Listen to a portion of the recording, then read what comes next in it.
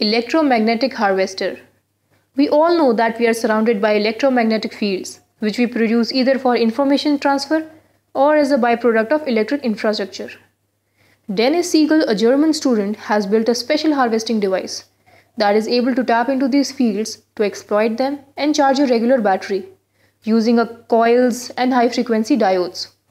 Thus, we can gain energy from the power supply of a coffee machine, a cell phone, or an overhead wire simply by holding the harvester directly into the electromagnetic field. Now, this sounds a bit like hocus pocus pseudoscience. Yes, it does. But the underlying science is actually simple. In a sense, every electrical device gives off electromagnetic fields. And if those fields pass across a coil of wire, an electrical current is produced. But won't the efficiency of wireless charging change with the range or orientation of the transmitter?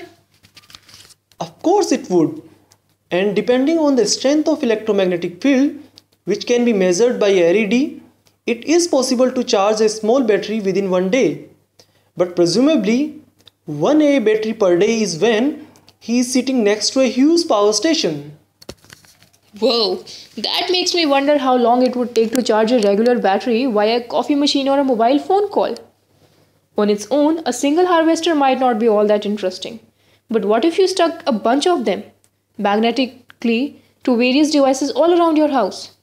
Or perhaps more importantly, why not use these harvesters to power tiny devices that don't require a lot of energy?